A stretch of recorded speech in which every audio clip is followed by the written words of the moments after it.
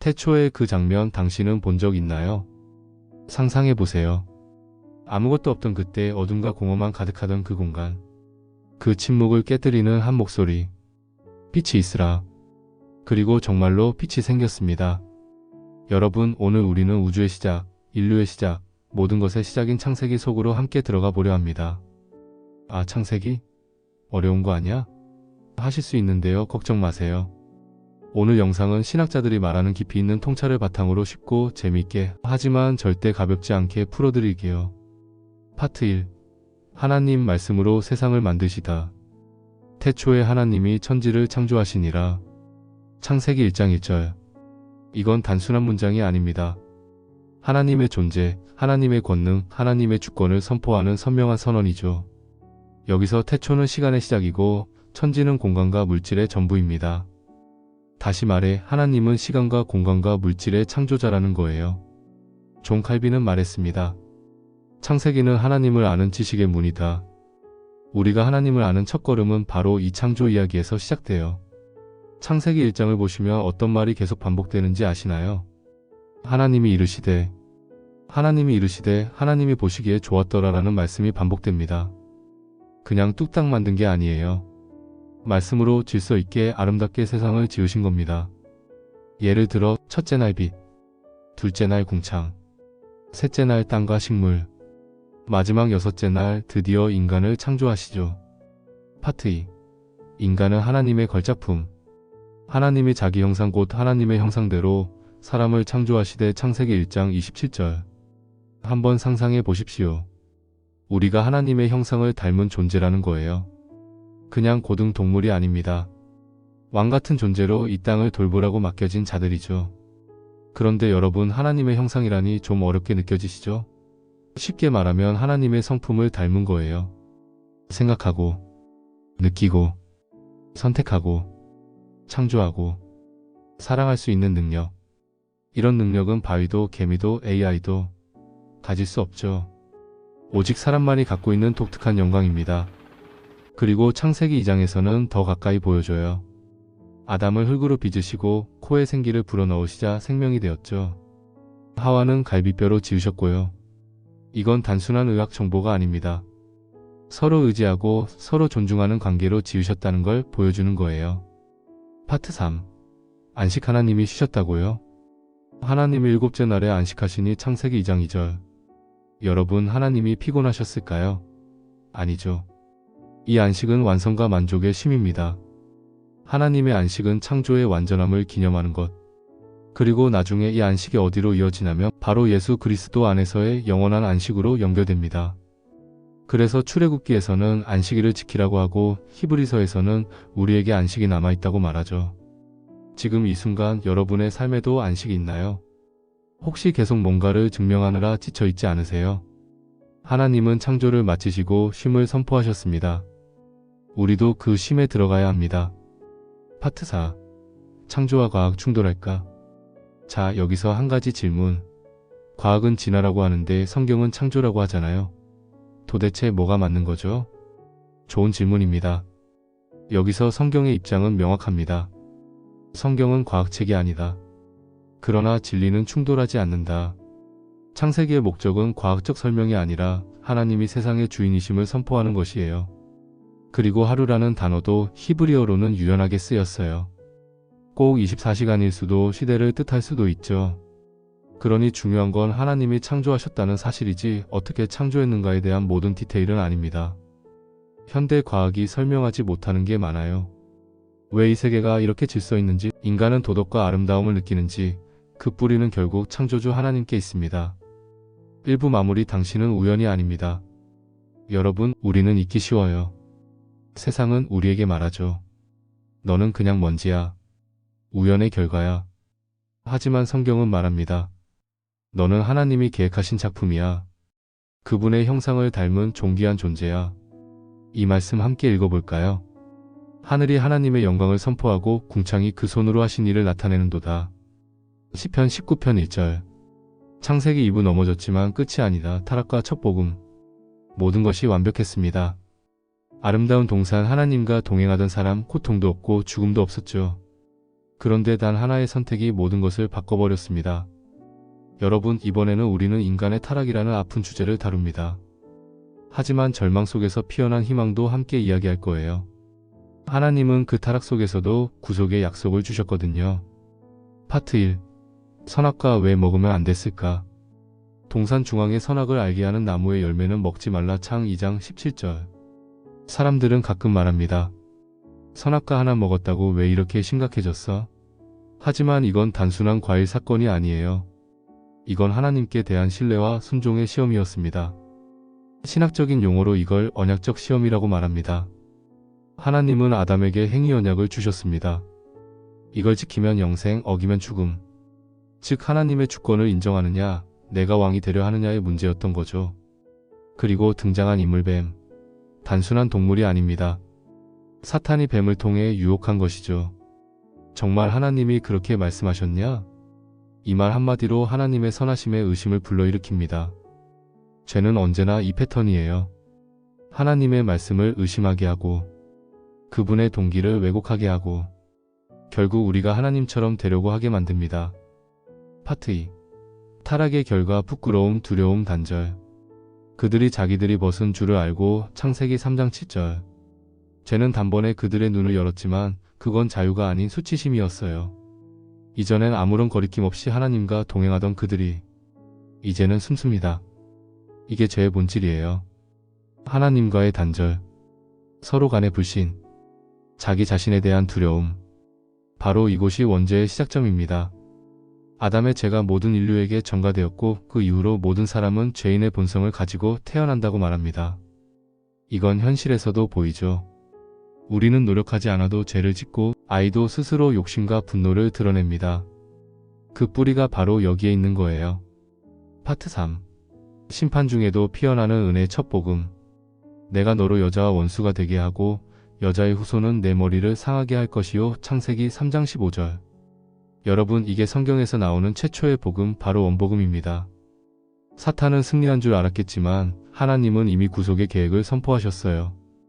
여자의 후손이 사탄의 머리를 부술 것이고 결국 그 후손이 누구인가요? 예수 그리스도. 그래서 마리아는 여자의 몸에서 처녀로 잉태되었고 십자가에서 사탄의 머리를 박살내셨죠. 창세기 3장에서 이미 복음이 시작된 거예요. 파트 4. 가죽옷을 지어 입히시다. 대속의 그림자. 여호와 하나님이 아담과 그의 아내를 위하여 가죽옷을 지어 입히시니라. 창세기 3장 21절. 여러분, 가죽옷을 만들려면 뭐가 필요하죠? 죽음이 있어야 합니다.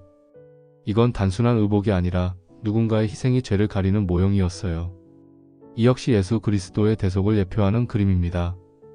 죄는 반드시 죽음을 가져오고 그 죄는 피 흘림으로 덮어져야 했고 그 궁극적인 해결은 십자가에서 완성됩니다. 파트 5. 가인과 아벨. 죄는 문 앞에 엎드렸고 죄가 문에 엎드려 있느니라. 너는 죄를 다스리지니라. 창세기 4장 7절. 아담과 하와의 후손인 가인과 아벨. 각각 하나님께 제사를 드리지만 하나님은 아벨의 제사만 받으십니다. 왜일까요? 아벨은 믿음으로 제사 드렸고 가인은 형식적으로 드린 거예요.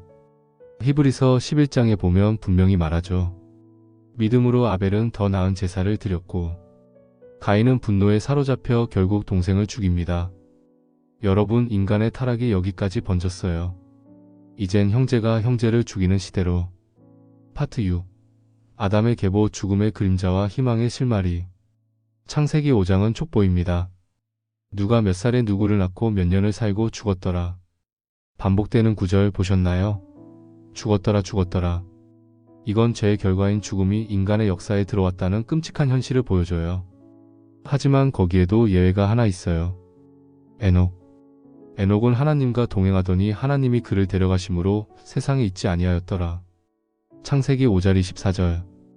에녹은 죽지 않고 하나님께로 올라갔습니다. 왜일까요? 그는 하나님과 동행하는 삶을 살았기 때문이에요. 이건 우리에게 희망의 메시지입니다. 타락한 세상에서도 하나님과 동행하는 삶은 가능하다. 2부 마무리. 실패 속에서 주어진 약속. 2부에서는 인간이 어떻게 넘어졌는지 그리고 하나님이 그 안에서 어떤 희망을 심으셨는지 살펴봤습니다. 우리는 죄인입니다. 아담의 죄가 우리에게도 전가되었고 우리 스스로는 결코 의롭지 않아요. 하지만 하나님은 타락 이전보다 더 큰 구속의 약속을 주셨습니다.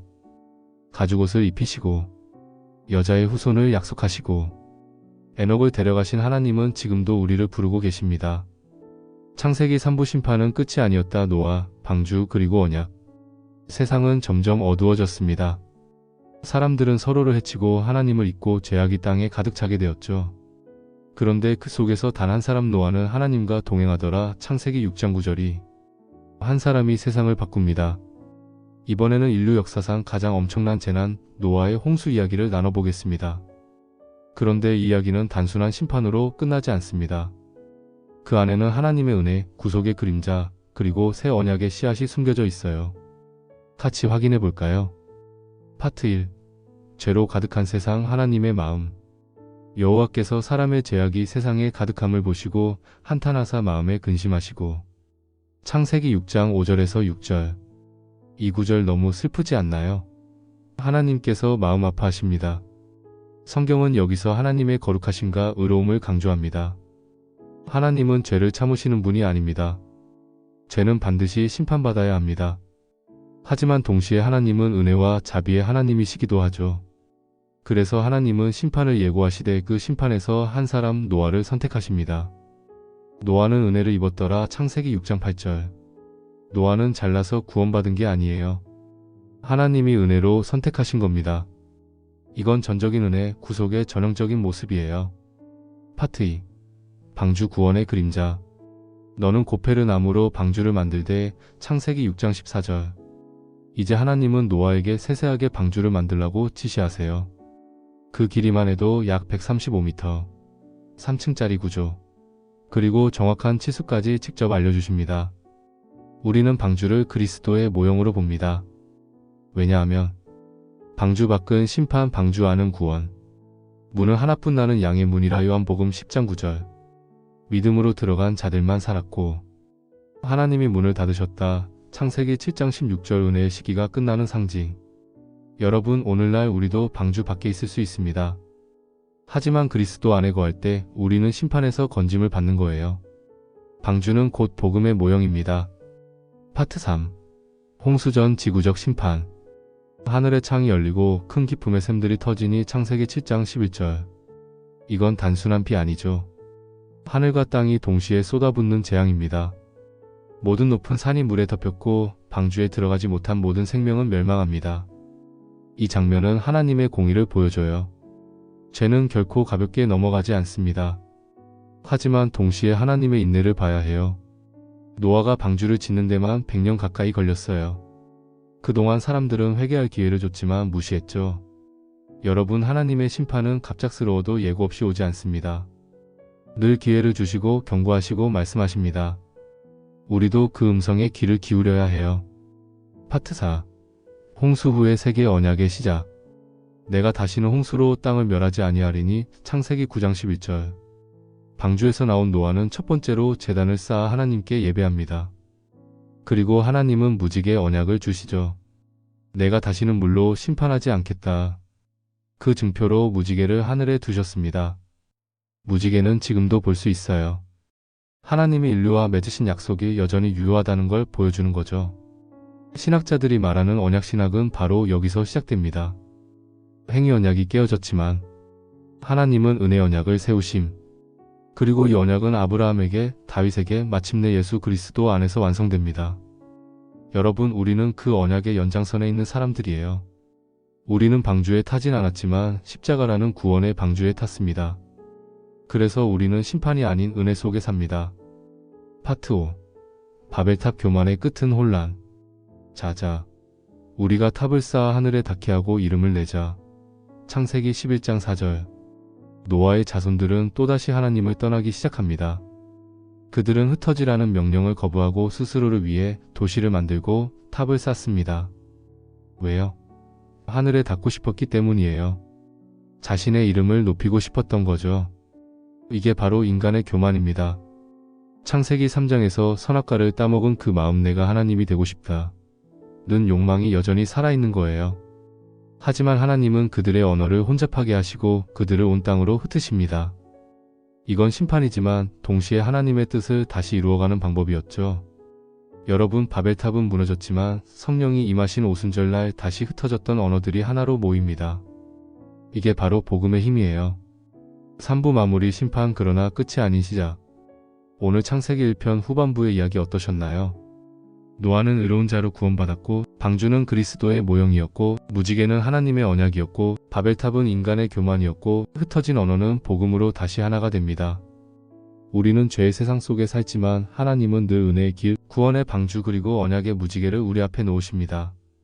이렇게 해서 창세기 언박싱 1부를 마쳤습니다. 재미있고 쉽게 창세기를 설명하려고 했는데 어떠셨나요? 여러분이 이해하기 쉽게 그리고 짧게 만들려고 했는데 한 편의 영상에 다 담지 못했네요. 다음 영상에서 창세기 후반부 족장들의 이야기를 아주 쉽고 간단하게 요약해드리도록 하겠습니다.